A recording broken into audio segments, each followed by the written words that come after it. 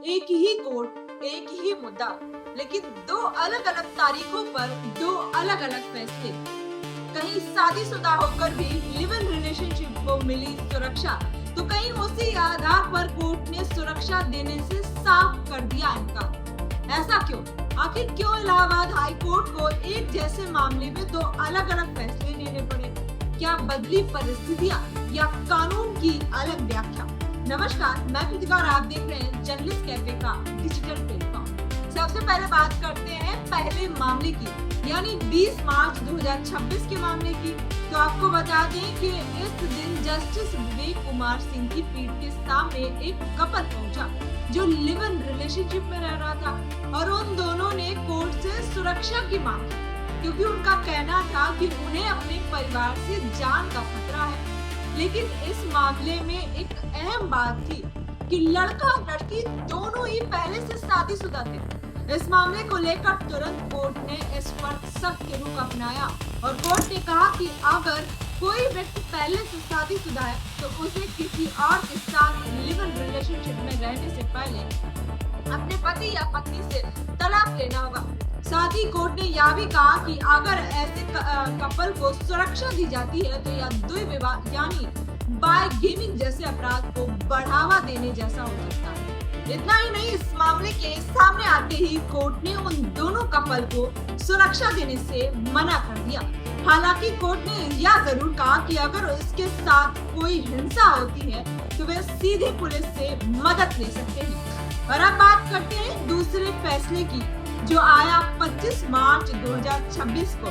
तो आपको बता दें कि ये मामला थोड़ा अलग था, क्योंकि इस केस में भी एक कपल लिव इन रिलेशनशिप में रह रहा है और उन्होंने भी कोर्ट में सुरक्षा की मांग की। लेकिन इस बार इस मामले में एक बड़ा फर्क था कि लड़की बालिग थी और अपनी मर्जी से उस लड़के के साथ रह रही थी, हालांकि लड़का शादीशुदा था। लेकिन कोर्ट ने इस पर अलग रुख अपनाते हुए कहा कि कानून और नैतिकता अलग अलग चीजें हैं। अगर दो नाबालिग अपनी मर्जी से साथ रहना चाहते हैं तो उन्हें रोकना गलत होगा।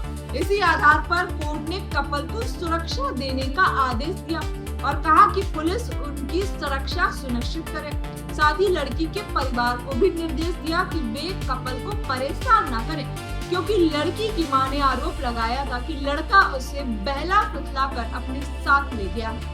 लेकिन अब सबसे बड़ा सवाल ये उठ रहा है, आखिर दोनों मामलों में इतना फर्क क्यों आया? दरअसल दोनों मामलों की परिस्थितियां अलग थी। 20 मार्च वाले केस में दोनों ही लोग शादीशुदा थे, इसलिए कोर्ट ने इसे कानून के नजरिए से गंभीर माना और बाइगेमिंग की आशंका जताई। वहीं 25 मार्च वाले केस में केवल लड़का शादीशुदा था, जबकि लड़की बालिग और अविवाहित थी।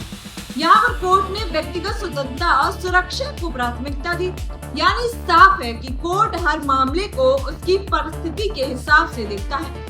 इतना ही नहीं, लिव इन रिलेशनशिप अपने आप में गैर कानूनी नहीं है, लेकिन अगर उसमें शादीशुदा व्यक्ति शामिल होता है तो मामला जटिल हो जाता है, क्योंकि ऐसे में कानून की नजर में सबसे बड़ा सवाल यह होता है कि कहीं किसी की वैवाहिक अधिकार तो नहीं टूट रहा है या कोई अपराध तो नहीं बन रहा है। अगर कानून की बात करें तो भारत में लिव इन रिलेशनशिप गैर कानूनी नहीं है, और सुप्रीम कोर्ट ने भी कई बार कहा है कि दो बालिग लोग अपनी मर्जी से साथ रह सकते हैं, इसमें कोई अपराध नहीं है। लेकिन इस पूरे मामले में एक और जरूरी बात समझने वाली है कि सुरक्षा देना और रिश्ते को कानूनी मान्यता देना, ये दोनों अलग अलग चीजें हैं। इतना ही नहीं, कोर्ट कई बार इसलिए भी सुरक्षा देता है ताकि किसी की जान को खतरा ना हो, भले उसका रिश्ता समाज या कानून की नजर में पूरी तरह सही ना हो। तो कुल मिलाकर निष्कर्ष यही है कि लिव इन रिलेशनशिप भारत में गैर कानूनी नहीं है, लेकिन अगर कोई शादीशुदा व्यक्ति इसमें शामिल है तो हर केस में फैसला परिस्थितियों के आधार पर बदला जा सकता है। वहीं अब देखना ये होगा कि आने वाले समय में इस मुद्दे पर कोई और स्पष्ट दिशा तय होती है या नहीं, ये तो आने वाला समय ही बताएगा। आपको क्या लगता है, हमको जरूर बताएं। तब तक के लिए देखते रहें जर्नलिस्ट कैफे का डिजिटल प्लेटफॉर्म।